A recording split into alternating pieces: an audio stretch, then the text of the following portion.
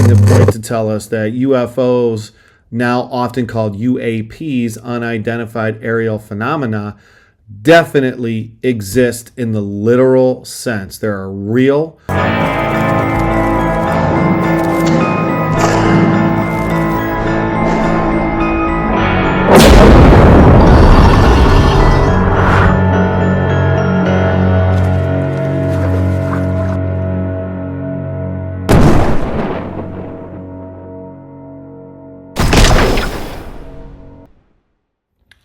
All right, this is what I have been waiting for, because unlike the last few where scientifically they either weren't possible, like as in vampires and witches, or unscientifically proven, I think what we're going to do now is a completely different sort of exercise, and we're going to do UFOs, and we're going to spend the entire month of November on UFOs, and I want to start with a real simple one. I kind of anticipate what's already going to happen with this. Do UFOs exist?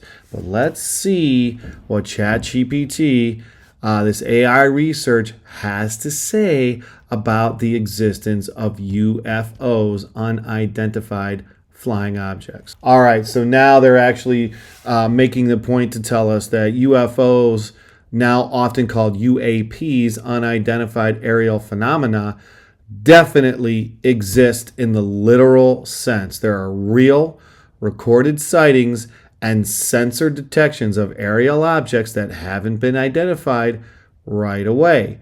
Governments, pilots, radar operators, and civilians regularly file reports of things they can't immediately explain.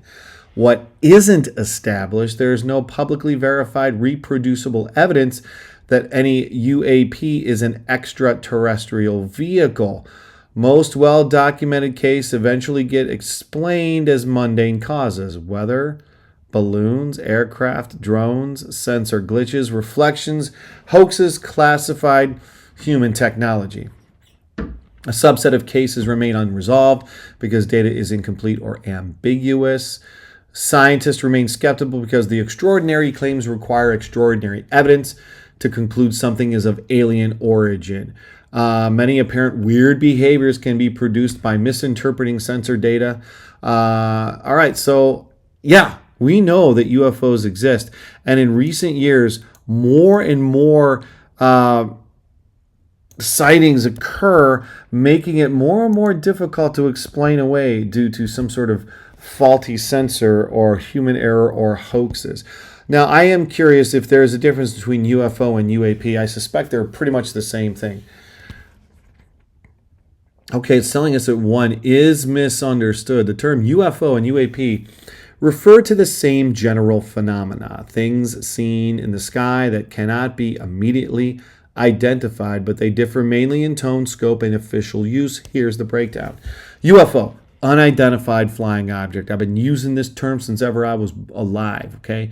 Coined by the U.S. Air Force in 1953 to replace flying saucer.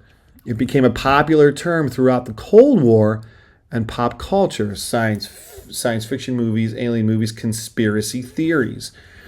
It means any aerial object that can't be identified after observation. Usually implies a solid object in flight, suggesting a craft or ship.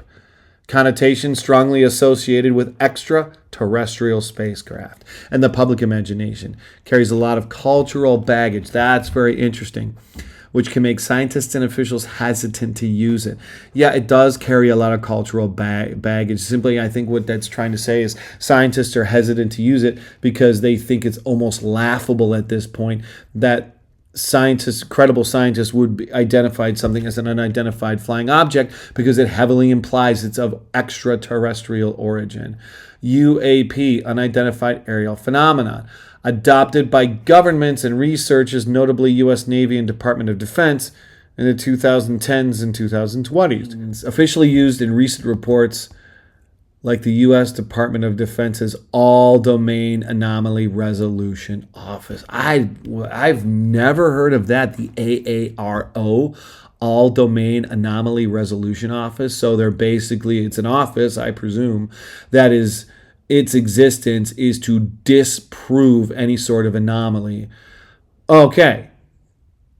It's an anomaly resolution office. I don't feel like this is something that's keeping an open mind. I think its whole point, just in the name itself, is designed to debunk anything that we might see as a UFO.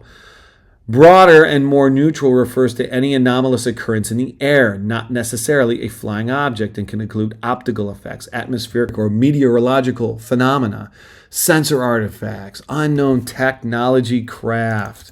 Okay, I wonder what that could mean. I guess it could mean all kinds of stuff. All right, so that's very interesting. All right, let's take a little bit, backtrack a bit here now. I want to know. It said that, back up here, it did say this was used in, the UFO was a term officially used in 1953, replacing flying saucer as the contemporary nomenclature surrounding objects of perceived extraterrestrial origin, though that has never been confirmed. Okay, so let's take a look at one more, and I want to know, and we know 1953, it's pre-1953 where they started documenting these things. What is the first reported sighting of a UFO in recorded United States history? All right, so short answer. The earliest recorded U.S. sighting dates to colonial New England in March of 1639. Recorded by Governor John Winthrop. In his journal, Winthrop records that in 1639, a sober, discreet man named James Everell and two others reported seeing a great light in the night at Muddy River that moved about and vanished. The passage is commonly cited as the first documented American report of an odd aerial light. If you mean the first modern, widely publicized UFO report that kicked off the 20th century UFO era, that would be pilot Kenneth Arnold's sighting near Mount Rainier in June of 1947. Arnold's story led the press to popularize the term flying saucer. Let's try something. I want to know about Kenneth Arnold's sighting near Mount Rainier in June 1947, and I want to try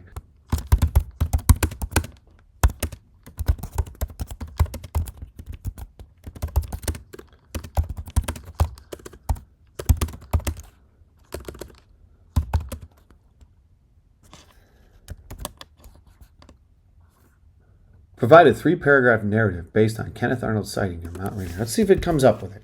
On the clear afternoon of June 24th, 1947, private pilot Kenneth Arnold took off from Chehalis, Washington in his small Call Air A-2 plane on a routine business flight toward Yakima. As he cruised near Mount Rainier, he noticed a sudden flash of light, a brilliant, metallic glint that caught his eye against the snow-capped peaks. Turning his attention to the source, Arnold saw a formation of 9 bright disc-like objects moving rapidly across the sky in a loose chain-like pattern. They darted and skipped through the air with what he would later describe as motion like a saucer if you skip it across the water. Arnold estimated that their speed was more than 1,200 miles an hour, far beyond any known aircraft at the time. Shaken but fascinated, Arnold landed in Yakima and soon recounted his experience to local authorities and fellow pilots. The story quickly spread through the newspapers across the United States, and he gave an interview to the East Oregonian. A reporter, misinterpreting his description of the movement, coined the now legendary term flying saucer. The phrase captured the public's imagination overnight, sparking a wave of news sightings across the country as citizens began scanning the skies for strange shapes. For the first time, the notion of an unidentified flying object, once the stuff of science fiction, entered mainstream American consciousness. Arnold's sighting would become the defining moment in modern UFO history, igniting public fascination and government concern. The U.S. military soon launched Project Sign in 1948, the first of several official investigations into these mysterious aerial phenomena. Although skeptics suggested that Arnold had seen mirages, meteors, or reflections, he remained steadfast in his conviction that what he witnessed was real and unlike any known craft. His account transformed a personal encounter into a cultural turning point, one that marked the birth of the UFO era and set the stage for decades of debate, inquiry, and imagination about what might be visiting Earth's skies. Okay, going to stop right here. I've got so much more to do with UFOs or UAPs. I'm going to stick with UFO. You can go ahead and call it UAPs. All right, until next time, look up at the dark skies.